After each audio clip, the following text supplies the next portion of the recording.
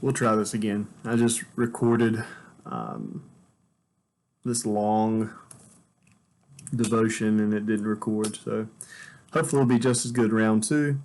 But our scripture today comes from Philippians chapter 2, verses 1 through 4. If you have any encouragement from being united with Christ, if any comfort from his love, if any fellowship with the Spirit, if any tenderness and compassion, then make my joy complete by being like-minded, having the same love, being one in spirit and in purpose. Do nothing out of selfish ambition or vain conceit, but in humility consider others better than yourselves. Each of you should look not only to your own interests, but also to the interest of others. I've never really focused on the scripture before. I've probably heard it in my life. I've read the Bible all my life. So chances are that this scripture has been read to me by a youth pastor, by a pastor, by my parents, by myself even, but not that I recall. And it's really good. It kind of hits all the important parts of Christianity, or the most important parts to me, that make Christianity stand out in front of the world. Raises the bar. It's that we aren't supposed to be a self-centered, egotistical religion. Our focus of our religion is supposed to be poured outward to the rest of the population, and we shouldn't be doing things out of selfish ambition or vain conceit, but in humility consider others better than yourselves. And that's not something you hear the world say. That's not something that is focused on a lot because it's not a popular idea.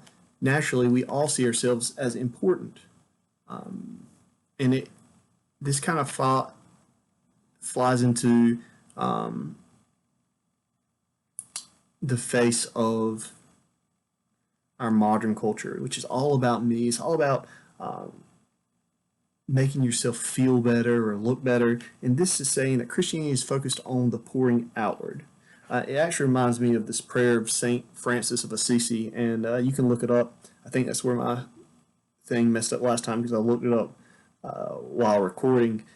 And Saint Francis of Assisi's prayer pretty much says, let me do all these good things. Where there is despair, let me sow joy. Where there is doubt, faith. Where there's injury, pardon. And it lists all the things that we're supposed to do. And then at the bottom it says, because it is in giving that we receive, it is in pardoning that we are pardoned, it is in, or I think it's actually phrased, let me not seek to be loved, but to love, to be pardoned, but to pardon, to be consoled as to console. It's saying that we shouldn't be seeking these things to us. We should be trying to pour them out into the world. That shouldn't be the focus of us and our Christian journey, of getting all these feelings, of getting those clicks on our Instagram post or our Twitter post. We all want that instant gratification of that validation. We all seek validation. And this scripture and the prayer of St. Francis is pretty much saying we shouldn't be validation seekers. We should be affirming others. We should be giving others the validation. Especially since that need is so great. That's where Christianity can stand out, because we too believe that other people are great, and we should be showing them. That's one of our great strengths as a people, as a religion, is we believe in validation too, just not self-validation. We believe that others should be going around telling each other how great they are and how much they are loved, and they were created in an image of God that is so great, and God has such good plans for them, and they're so important, and that's what this is about. See, but it's been perverted, and we like to turn Christianity all into this thing about me and my problems and my walk with God and what's going on in my life. But Christianity is supposed to be an outpouring. It's supposed to be us going into the world and changing it and doing things. But we get so caught up in this own personal journey, and yes, we do have to get our own house in order, but that's not what the story is about. The story is about pouring out. We're so full with living water that is overflowing, and that we can't help but have it affect the other people that we come in contact with. I mean, that's the story of what it means to be a Christian. It's infectious. This love, this desire for selfless behavior. It goes from one person to the next because they see it in us and they're like, wow, that's a pretty neat way to live. I want to be like that. And I think that is a rare thing in the world. And I think it is something, our ace in the hole.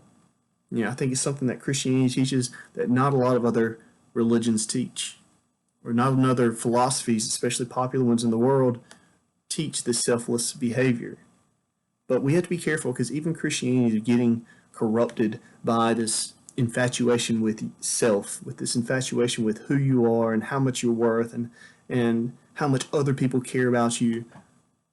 Christianity is the cure to that mentality because Christianity is going to have the believers going out and treating others like they matter. People are going to get that validation from their loved ones who are walking the faith with them.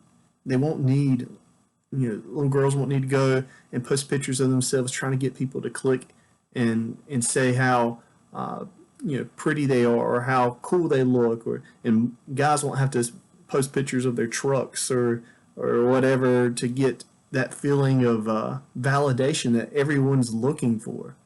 And we all want to be noticed and we all want to be important. But as Christians, that is not our role. Our role is to validate, not to be validated. And that's an important thing to remember as we walk this walk.